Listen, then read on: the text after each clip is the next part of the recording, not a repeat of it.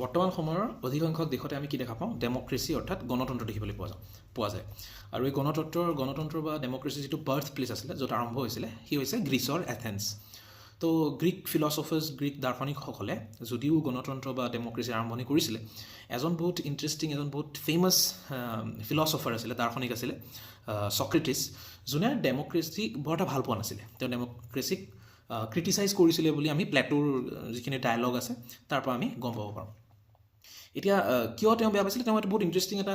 ষ্টৰীৰ সহায়ত তেওঁ আচলতে কৈছিলে যে কিয় তেওঁ ডেমক্ৰেচি বেয়া পায় তেওঁ কৈছিলে যে ইমেজিন কৰা যে আমাৰ যিখন ছ'চাইটি হয় সেই ছ'চাইটিখনক এখন শ্বিপ অৰ্থাৎ জাহাজৰ লগত তুলনা কৰিছিলে তেওঁ কৈছিলে আমি যদি জাহাজ এখনত যদি এটা আপোনাৰ সাগৰ যাত্ৰা কৰিবলৈ যাওঁ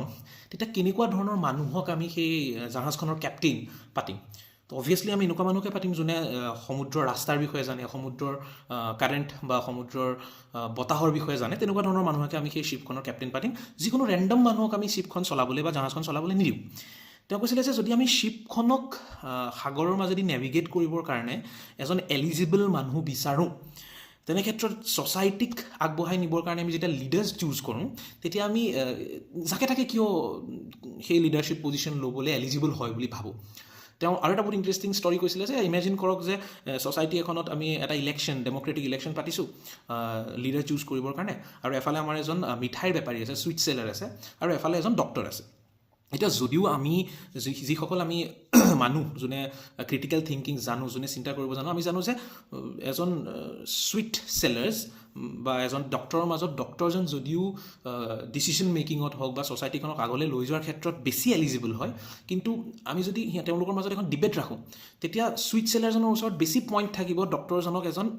ক্ৰেডিবল নেতা নহয় বুলি দেখুৱাবৰ কাৰণে তেওঁ কৈছিলে যে চুইট চেলাৰজনে ক'ব যে ডক্টৰজনে তোমাক তিতা দেৱাই খাবলৈ কয় বহুত ষ্ট্ৰিক্টলি তোমাক কিছুমান ৰুল ফ'ল' কৰিবলৈ কয় বহুত ষ্ট্ৰিক্ট ডায়েট ফ'ল' কৰিবলৈ কয় তুমি কৰিব নিবিচৰা কামবিলাক তোমাৰ সৈতে জবৰদস্তি কৰাব বিচাৰে তো তেওঁক যদি ভোট দি দিওঁ আমাৰ ছ'চাইটিখনতো তেওঁ সেইটোৱে কৰিব তোমালোকৰ ভাল নলগা কাম কৰিবলৈ তোমালোকক বাধ্য কৰাব কিন্তু আনহাতে মোক যদি তোমালোকে ভোট দিয়া এজ এ চুইট চেলাৰ মই তোমালোকক মিঠা বস্তু খাবলৈ দিওঁ তোমালোকৰ যি মন যায় তাকে কৰিবলৈ দিওঁ যেতিয়া মন যায় তেতিয়া খাবলৈ দিওঁ তো মইতো বহুত ভাল হ'ম তোমালোকৰ কাৰণে তোমালোকৰ ছ'চাইটিখন চলাবৰ কাৰণে তোমালোকৰ ফ্ৰী উইল বৰ্তি থাকিব মই যদি লিডাৰ হওঁ তো তেওঁ কৈছিলে যে যিহেতু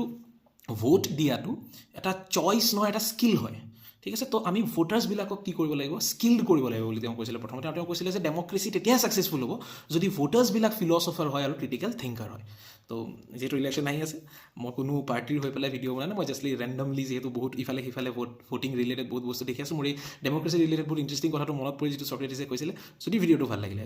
ভিডিঅ'টো শ্বেয়াৰ কৰিব লাইক কৰিব আৰু ভোট দিবলৈ যাওঁতে নিজৰ ক্ৰিটিকেল থিংকিং লগত লৈ যাব থেংক ইউ